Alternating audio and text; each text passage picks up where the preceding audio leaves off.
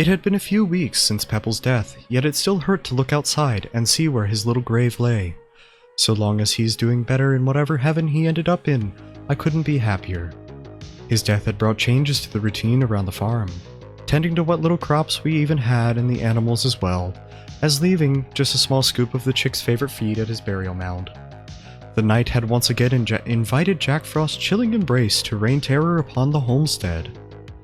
Snow piled around hauntingly, so I could only hope for the spring to come as soon as possible. Turning from the window, I lowered my head with a yawn. Being so worried about the state of affairs in the farm, I hadn't even taken a second to notice just how exhausted I was. My body seemed to ache as the freezing chill sapped all the strength from my bones. I sluggishly pulled myself in from the foyer and wandered through the carpeted hall. It had been rather still the last couple of weeks. Mirth seemed low energy. I guess even Lamia wasn't a fan of the cold. Black Clover reference? What? Thriving into new life? Nick's the best him. Sorry, had to. Fair enough. Blushy snack is cute. Aw, thank you, Kakoa. Anyways, where was I? Yes. I mean, I'd be hard-pressed to admit it wasn't cute seeing them wrapped up cozily in a blanket huddled together with my easily attached cat, Pascal. As I made my way to my bed, I made a microsecond of an error, stepping on the wrong floorboard, and before I could even react, a loud creak echoed through the entire house. A light turned on at the end of the hall, the sound of stirring bedding soon following. Groggily, their voice called out at the end of the hall. I ain't no imp. Oh, thank you for the lurk, Semi! After this, do you want to get on and do the lore the lore stuff? Actually, no, we haven't hit the lore goal yet. We don't do lore stuff until we've hit the lore goal. That's right. Lore goal is 600, so we gotta hit 600 to do the lore goal. Lurk, thank you for the lurk. I really don't want to laugh, but the face that just makes it hard for me. Eyes are my weakness for this content. I see. Well, in that case, let me go back to here. There we go. Hydrate, thank you for the hydrate. Groggily, their voice called out at the end of the hall. Oh, you're home. A yawn interrupted her words, and she tiredly rubbed her eyes. It was sorta cute the way she held Pascal in her arms. Sorry, I kinda fell asleep before I could welcome you home. Oh no, I understand. You're not much a fan of the cold, being like a snake and all. The Lamia gingerly lifted the cat in her arms and kissed his little head. Turning their attention once again back to me, a smile graced her lips. She gently, ever so gently, placed Pascal on the ground, much to his disapproval, and boy did he voice his complaints through staunch and loud meows. Lol, did you really just tell chat we get a lore dump at a specified amount? I'm sure there's a few in there that took that as a challenge. Yep, it's on the list. You're a part of chat. Chat is the imp lamb of the beautiful Tellstate. Oh gosh. When Pascal wandered off, more than likely on an odyssey to my end of the hallway to sleep at the foot of my bed, Murthy slithered close to me, her arms open wide, with speed I hadn't expected from their groggy state. They made their approach, and the next thing I knew, I had been pulled into a tight hug. Her arms slinked around my shoulders, and her head rested cutely against my neck. You know I'm proud of you, right? Murthy asked. However, the question hadn't any time to sink in before Pascal's loud meowing echoed from another part of the hall. Shh, don't worry about him. He's a drama queen, we both know this. Murthy dryly chuckled. It seemed the cold was gradually taking its toll on them. Why don't you go back to bed and warm up? Your cheeks are all flush. What would I do if you got sick? Oh, hush, you sound just like your grandpa. Her voice got cut off by another yawn that mixed with a slight chuckle. Plus, I've been through harsher winters. This is nothing. Her arms seemed to loosen slightly. Their breath became airy, loose, and rapid. I like dark humor a little too much. And sorry about the laughing thing, the eyes just made it funny. Fair enough. Cries. Understandable. We are imps? No. Nixie's not an imp. Nixie is not an imp. Where were we? Yes. Mirth, go to bed! I urged them, taking hold of their palms. Their eyes barely seemed to register me, just wandering around lazily, focusing on whatever seemed to be the brightest in the hall. Mirth, I called. They reacted to my voice with a gentle grin. The more we conversed in the hallway, the more my worries about Mirth's health began to rise. As our conversation and several overtly sappy statements from an exhausted Lamia fizzled out, I again urged Murthy back to bed, which they protested. Finally, Murphy slithered back down the hall, and with a loud slump, I sighed in relief knowing that sleep had finally claimed them. If they remembered to keep warm, which was another matter entirely. Sauntering towards their room, I couldn't leave well enough alone, and knowing the state of their heat deprivation, I gently pried open the door and looked inside. There, Mirth was nestled up tightly with just one of many poofy blankets. Right as I turned away from the door, there was a small, muffled voice. Hug, thank you for the hug. Pat Pat, don't worry, when the Halloween costume is gone, you are the greatest devil's being you've always been. Aww. Boop, thank you for the boop, and thank you for the hug. Sorry, brain is having a hard time reading right now. Brain's still broken. Hey, I turned, and Mirth had sat up, their indigo eyes zeroed in on me. She opened her arms and urged me to step closer. I could tell, even with the low visibility of the night, that their cheeks were still flush. They hadn't regained all their lost heat. Eyes weakly hung open, barely focusing on me. I had a good idea what exactly she needed. I drew close to her bed. At her behest, all it's amounted to was mostly just a raised mattress on a slant filled to bursting with blankets and other such soft and comforting things that are good at trapping heat. 243. Once again, they weakly spoke, but I couldn't exactly hear what they had said over the sound of their yawning. Quickly, without warning, they brought me down to their level with a swift embrace. Next I knew, I was swaddled underneath the blankets, nestled close to them, their arms accompanying their tail in embracing me. Looking at them, the flush on their cheeks slowly faded. Relieved, I laid my head gently on one of their pillows and counted sheep as I, too, drifted off to sleep myself. Sent the updated sketch with Lam Lam? Alright, I'll check it out in a second. The morning banished the cruelty of Jack Frost, leaving only his chilly handprints everywhere on the farm. Birds chirping outside pleasantly signaled the true dawn of a new day, their small voices echoing towards the sky in thankful choirs, resounding their praise to the sun's warmth. I slowly pulled myself from slumber, all the while the curse of grogginess had casted a temporary disadvantage on my vision. Visualization is great in this fic? Yeah, Enoch is awesome at writing. Through blurry vision and even sloppier footsteps, I had somehow managed to slink my way out of Mirth's room and down the hall. There was one thing I had gotten used to. Like clockwork, every morning, Mirth got up and would whip up some of the most delectable breakfast foods I had ever imagined. Maybe it was a bright idea for Gramps to have summoned Mirth all those years ago. My past self would have still been working off a diet consisting of 3 hours of sleep, beer, and whatever wasn't moldy in the fridge. I wandered into the kitchen with messy hair and even messier vision, rubbing my eyes, trying to register what I was seeing. Mirthu turned from her cooking as lively as she always was. It was as if the cold hadn't even bothered her to begin with. "Good morning," she chirped. Her voice was like one continuous pleasant song that only she knew the lyrics to. "How did you sleep?" Pretty good. How about you? Passed right out, didn't you?" I joked, slowly drawing near to the maternal lamia. I raised my arms to give her a hug.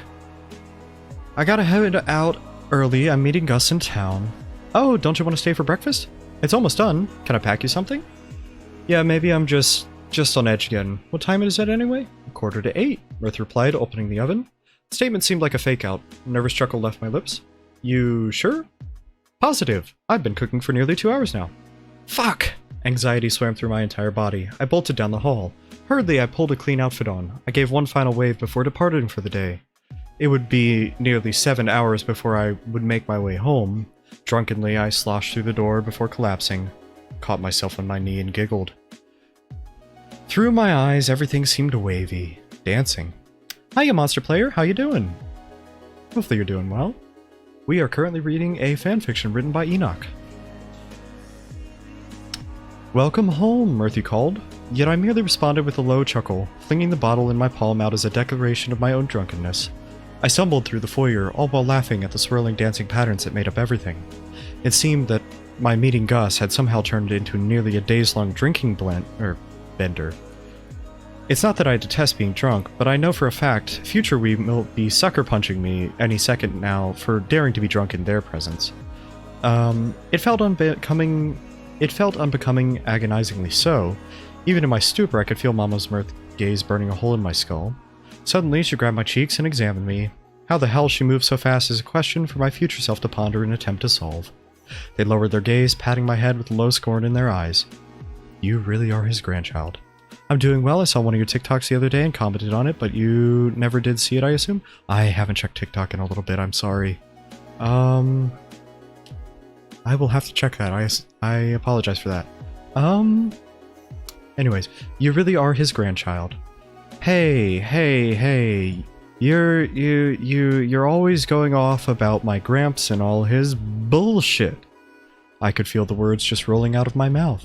It was as if I had never had any sort of filter to begin with. But what was your Gramps like? Enunciating my words with a distinct probing noise? What fanfic are you reading?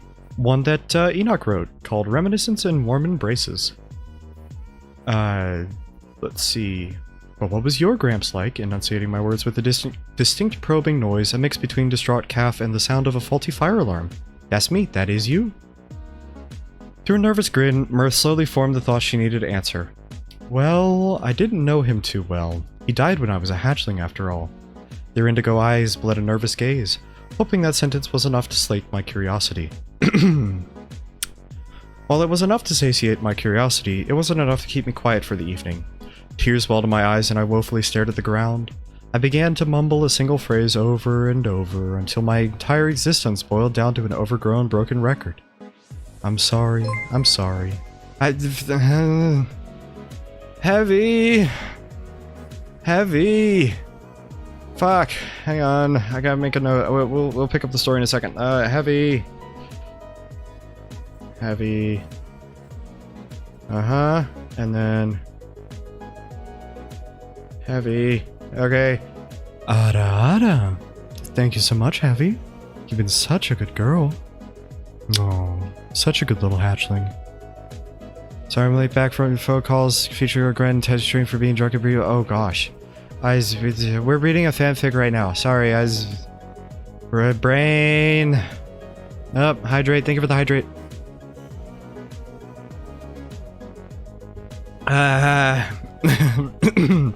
It has been busy. Fair. Yes, so I began to mumble a single phrase over and over until my entire existence boiled down to the overgrown broken record. I'm sorry. I repeated, collapsing to my knees. My giddy laughter had ended. Now, the swirling of everything was an overwhelming Carolean nightmare.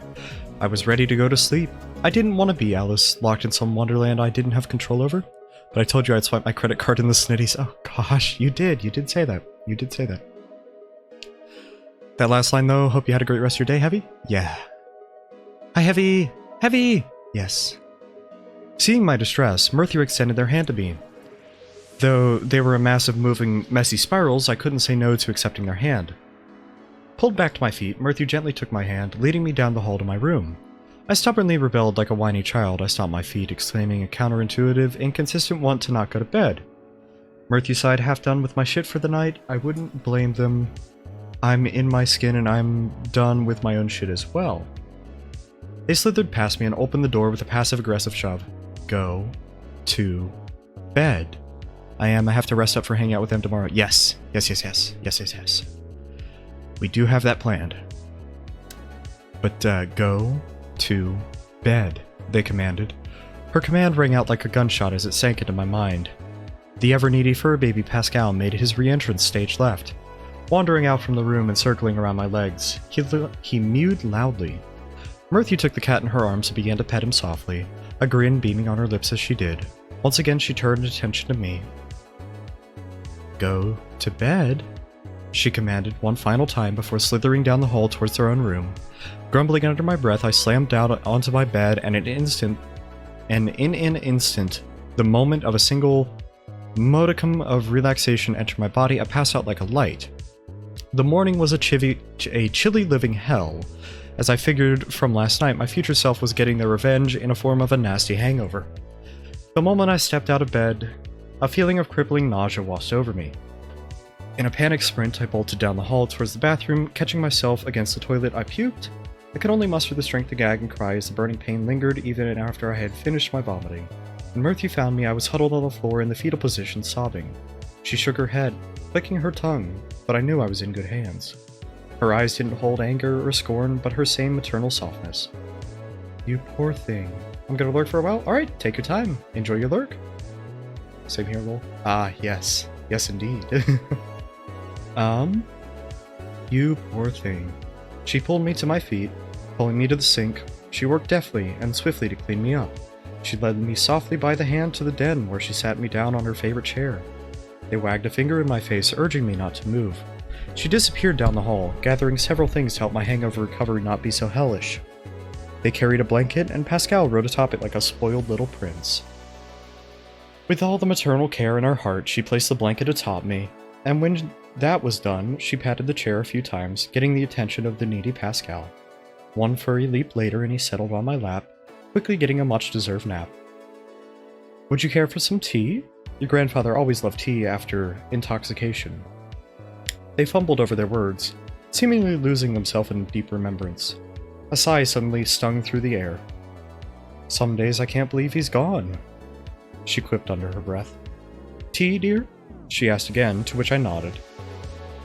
Going back to what you asked last night, her voice trailed off as they slithered from the den to the kitchen just beyond. A few moments later, their voice faded back in. While I don't remember, let alone know much of my grandfather. But do you remember your grandfather? Vaguely, very vaguely. I remember going fishing with him when I was 6. I remember his baby chickens and the mimicking noises he would make to try to copy them. I chuckled dryly, but my feelings led into a hoarse cough. Do you remember my Gramps, Mirth? Certainly. Feels almost like yesterday that I was with him last. He was an interesting man, but he was a brave man with a strong heart. Interesting? Well, he had a, let's call it, unique sense of justice. The winter, a few of his animals died. He swore vengeance on the concept of cold himself. Spent hours shirtless in the snow, throwing his fists around as if anything he did would actually bring penance to the cruel Mr. Frost. Well, anything else you remember of him, Mirth? Well, there was an incident. A bear had somehow gotten into the farm. How and why to this day I still lay awake wondering if I had accidentally left my cooking out. But your grandfather leapt into action, fighting the bear off like it was a normal sport to him, it seemed. That same night was the first night I ever tried bear stew. Such a marvelous night of firsts. Yep, I come before you. Yes, you do. I took a second to process, my eyes blankly staring at the space Mirth, or at least they once inhabited. I see the chibi toggle. We'll put that on. Where was I? Ah.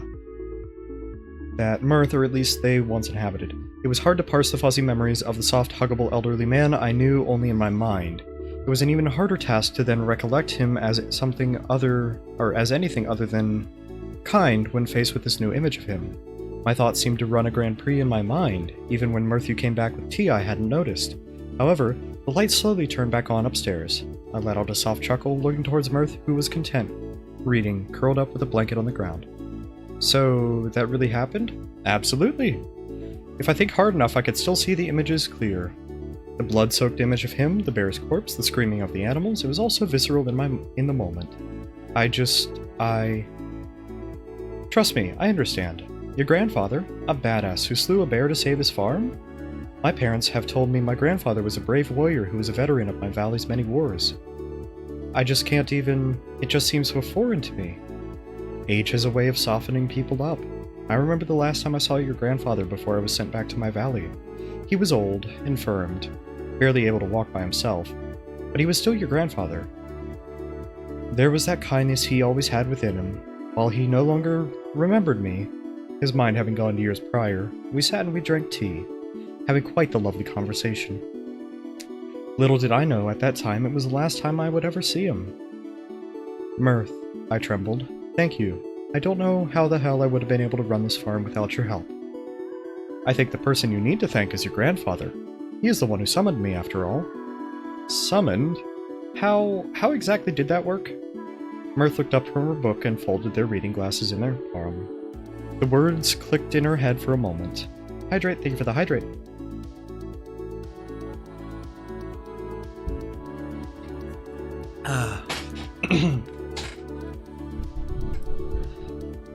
Where were we? I hardly know the full mechanics of it, the way I understood it from what he told me. He had intended on summoning a deity of agriculture. The name, however, eludes me. But that's not important. I remember the day I got summoned. I was coming home from market. Next thing I knew, whoosh, there was a bright light, and then I was in your grandfather's study. And you're sort of bound to the homestead, right? You mentioned being the guardian of this place in the spring. Correct. However, the contract technically ended after your grandfather died, but I fought and threw a big stink to be allowed back into your valley. Every 50 years I have to go back to my valley, only to return a few years later. Wait, 50 years? The casualness of her statement caught me wildly off guard. My posturing and confusion unfortunately being the silver bullet ending Pascal's princely slumber. Again, the fluffy drama queen voiced his complaints with a swat to the air and a loud meow. Chibi, I'm reading. Yeah. We still have 2 more minutes of Chibi. He turned over grumbling with several repeated meows, going swiftly back to sleep. Murthy cocked her head and looked at me as if I had seen a ghost. Staunch confusion was pressed between their brow line as they furrowed it. Yes, that is what I said, dear. 50 years. Lamia age much slower than humans, after all. Murthy tapped their chin. To Lamia, 50 years is like 5 years, 100 is like 10 years, and so on and so forth. How old exactly are you, Mirth? I asked, but my question was met with a chuckle and a deadly glare from Mirthigo. Mix of Murthu and Indigo. Murthu's indigo eyes. I had a feeling if I pursued this question, it wouldn't be just the cold I should fear. Murthu folded their arms and placed their book on the ground beside her. Once again, they tapped out a small rhythm on their chin with their fingers.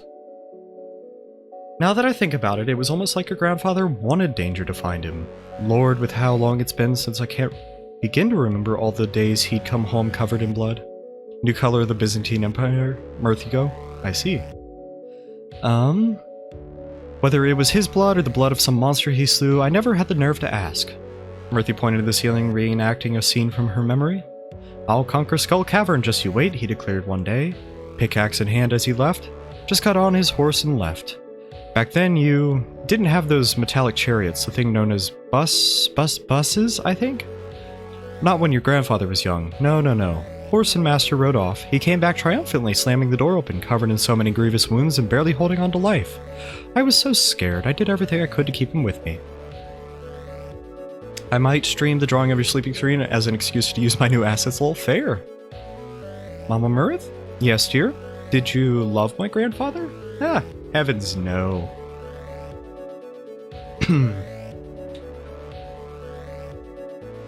Certainly not in the way that humans love each other. Heaven forbid.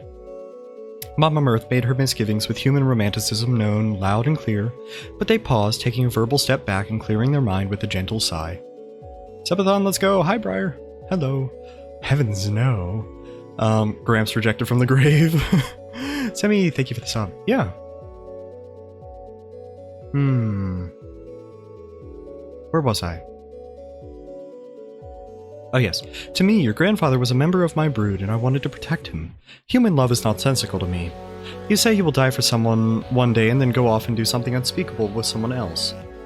I can't wrap my mind around it. They sighed. It seemed even to ponder the ideas of human romanticism, dealing them psychic damage. Hi, hello. We were paying him. Yeah, now we're reading.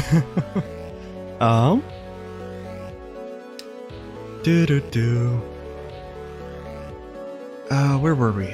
They paused, unwound themselves, and laid on the ground, staring up at the ceiling. To answer your question, yes, I loved your grandfather, in the same way I love you, as a member of my brood. Someone, therefore, I must protect and take care of. Murthy got up from her spot on the floor and made her way towards me. They placed their hands gently on my head and ruffled my hair. Shall I get you more tea? They asked, pulling away. Oh, certainly, that would be lovely. Murthy nodded and took off, slithering to the kitchen. As the space between the den and the kitchen became far greater than any sound could be heard, Murthy stood over the stove, holding their arms pressed against the countertop. Tears welled in their eyes. They squeaked a pained noise of reminiscence. Thousands of memories, flashbacks of smiles flooded to them. Ivan, I'll take good care of your grandchild. I know you will, Mirth, an ethereal voice swam through the air. Turning around, there was a visage of a man was standing right there. When are people not paying him? When they're being bad little hatchlings. I see. I can't lurk while I stream, or my computer will sit itself in mouth. That's okay, that's okay. I'm gonna monopolize the world soon. No. So I'll be back later? I can't afford to. Bye, Nix. I see the first meeting you have. Yeah, that was a while ago. Where were we? Yes. Nothing more than a phantom. Even in a peaceful ghostly state, Ivan's smile hadn't faded. He placed his hands on his hips, marveling at all the innovations the modern age brought with it. On his shoulder was a familiar poofy yellow figure. Peeping loudly, the baby chick looked around before nestling close to Ivan's phantasmal neck. "Oh, it's okay, little one," Ivan spoke, bringing a hand to pat the chick's head. "Ivan making friends even in the afterlife, it seems. What kind of a farmer would I be if I couldn't make friends with animals, especially those scared to pass on? What brings you back? I thought your rest was peaceful." "Oh, it is. No need to worry your head over me after death, dear Mirth. I just came to pay a visit to my grandchild." Ivan turned the chick on his shoulder and made several cutesy cooing sounds. "Isn't that right, little guy?" Ivan mimicked the chick's own peeping with a scarily accurate tone. Hi, you here, how you doing?" Versus worthy of an ooh-woo. I have, but that was a while ago. That was the last time I had more than $20 to my name. Fair. Good old days. Wait, Farmer, Mirthu, is this a Stardew Valley fanfic about you? Yes, it is.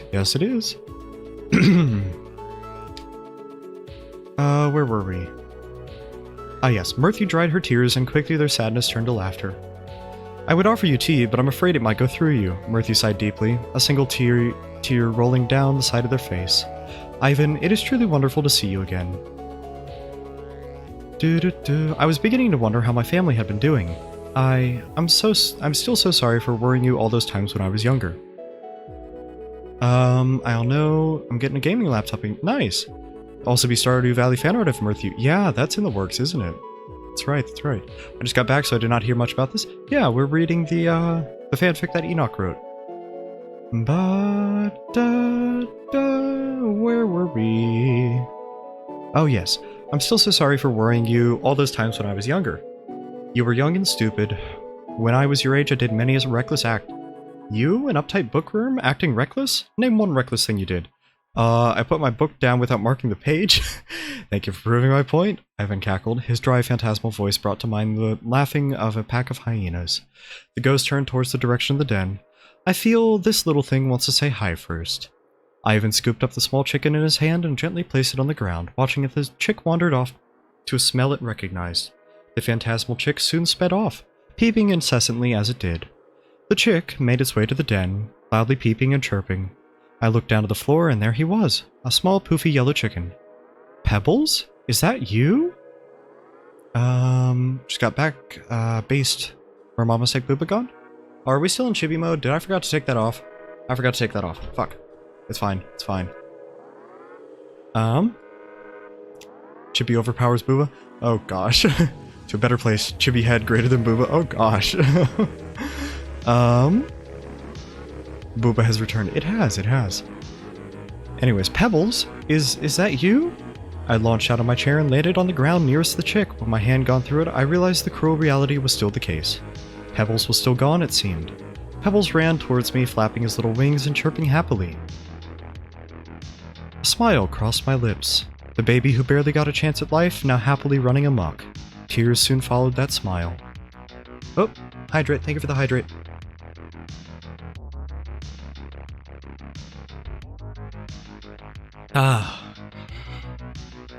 I've created a little comfy fort in my closet because I was bored and this is surprisingly comfy. Nice. Stay moist. Glad you're doing okay, kiddo. That voice. I threw my head back and there he was. My grandfather just hovered there as if he lived there. I mean, he technically did and still does even after death, but that's not the point. He opened his palm and waved. I jumped to my feet and cautiously approached him. Grandpa, is that you? Who else would I be, Santa Claus? I was missing you, kid. Heard about what happened to Mom and Dad. My condolences, Grandpa took a second to collect himself. He shook his head, coming to the conclusion it would be best to change the subject altogether. How's farm life treating you? First winter is always the hardest. It's going great. It's going great. Woulda lost your mind without mirth? Yep, sounds about right. I thought the exact same thing, kiddo. Forts haven't made one in a while? Yeah, forts are good. Forts are very good. Forts are the best. Ah-da-da-da-da. Okay. Yep, I thought the exact same thing, kiddo. Grandpa laughed. Seen any bears around? After the story I heard, I wouldn't be surprised if bears never want to show up around here again. I nervously chuckled. It was still weird seeing my grandfather, not as the old Beag? I'm not sure what that word is. Bealgard? Old man? I knew him, but as a spry young farmer, Mirth knew all those years ago. Hey, I had to do what I had to do to protect my animals. Is it true you tried boxing the air? Oh, that story. Fuck. He groaned under his breath. Yes, it's true. I was drunk when I had that bright idea. Go figure. Also, thank you for the hug here. Beligard? Okay. I have never heard that word before, so... Fair enough then. Anyways. Grandpa held his arms up in surrender, side-eyed the ground nervously. Hey, when Jack Frost took my animals, I got mad and sad. Grandpa pointed to Pebbles, who had a ball of a time following me around, chasing my legs as I bounced idly, conversing with Grandfather. This little one was so scared to pass on. You must have really loved him. He was a prize chick. I loved him so much I pampered him, babied him, and would even bring him into the house sometimes. This baby, this brave little warrior, I have a feeling he has a very special fate ahead. Grandpa sighed. He looked to the ground, proceeding to unleash a volley of baby talk and mimicry peeps, and he collected the overly excited baby chick. He sat Pebbles on his shoulder, and he brought his attention to me. I'm proud of you, kiddo. I can't stay long, but I love you. Keep working hard. You're doing all you can, which is the best you got. Basically just old and labored. I'm assuming it's a play on belligerent. I guess so? I don't know. My brain went to beguiled, but that's a completely different thing. I just took my blankets and pillows and tried to make some semblance of structure with them. I have hardwood floors, so I amazingly use the blanket and the pillow to act as a seat. Main blanket as the blanket. Leftover pillows cushion my back. Fair enough, fair enough. Grandpa gave one last smile. A bright light filled the house before whoosh, he was gone. It was as if he hadn't even been there. Where he once hovered, there was only a silent, empty void. I know it may sound sappy, incredibly so, but who the hell cares? I want to make my grandpa even prouder. Prove to him I can become the greatest farmer this valley had ever seen. I gave a determined glare and raised my fist. Fist to the ceiling. I belted out a guttural war cry, stealing my nerves and my will. I had mistimed my utterance, having scared Mama Mirth half out of her wits when they arrived in the den, teacup in hand. I sheepishly turned to the ground, apologizing profusely as Mirth scolded me over the amount of work a stain like tea would leave in our carpet. With her verbal smiting finish, she plopped the teacup in my hand, murmuring, I hoped I could explain at all the reason for my sudden outburst, but it all fell on deaf ears as Mirth could utter in response was a single huh. Raising my voice a little, I explained my own drive to become the best farmer this valley had ever seen, to make this land my own, and become a true part of nature. I could only imagine as Mama Mirth listened to my idealistic ramblings a visage of my grandfather appearing behind me, striking the same poses and with the same overdramatic mouth movements. Without a word, without reply, they simply pulled me into a tight hug. Lurk, thank you for the lurk. She gave me a squeeze and released me, a smile on her lips. If that is what you want, the path you wish to walk, I will do everything in my power to support you, dear. She pointed to the window, sunlight dim as it flickered in through the panes. There's still a few hours of daylight. Why not conquer today and see what exactly that leaves you? Can't become number one if you never start. She excitedly pumped her fist in the air. Mama Mirth urged me out the door and encouraged me with an encouraging slap on the shoulder. Harkening back to the night I lost Pebbles, her strong arms carrying me, even if she was playing around, the slap still hurt. My entire arm felt as though it would fall off, but I braved through it, taking it in stride and putting on a brave smile. Despite my entire arm going numb, I was filled with determination. Undertale reference? Mirthy made a cute gasp noise and they slithered back to the kitchen, motioning with their tail for me to follow. I did as they intended, and when we arrived, I saw a kerfuffle of Mirth rifling through drawers and pulling out the contents of several cupboards, all while saying something about something is certainly around here. Suddenly they made an audible ah, pulling something down from the furthest cupboard. Whenever I hear filled with determination, I hear the save sound effects. Yes. Yes indeed, same. Here, Murphy thrust an item into my hands. Your grandfather hid this, but I'm sure you're old enough to have it now. The keepsake in question, a small silver-banded ring with several iconoclastic ravens carved all around it. One final hug, and then Murphy urged me to get out and conquer the day as they had put it previously. So I did, taking off in a dead sprint. Nearly knocking the door off its hinges, I ran through the snow-covered farmland. Grandfather's farm was simply just the beginning of yet another larger adventure.